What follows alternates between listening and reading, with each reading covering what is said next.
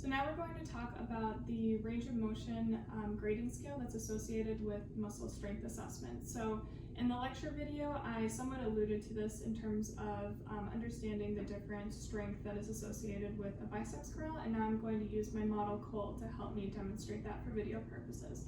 So the first step that I'm going to do is show a 5 out of 5.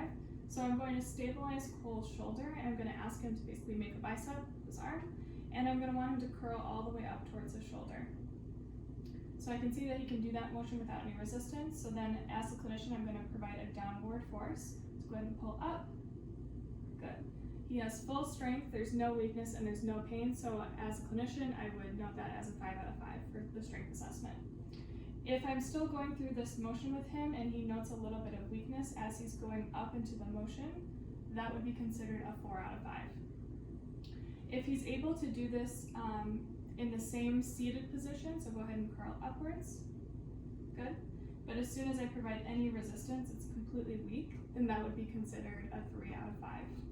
For a 2 out of 5, this is when we place a patient in a gravity eliminated position. So I'm going to have Cole go ahead and lay supine for me.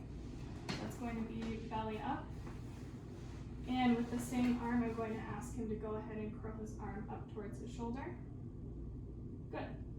Another way that you could also assess this, because some people may still consider that as against gravity, is have him side lying. So actually I'm going to have you switch your head and your feet and lay on your side. Good.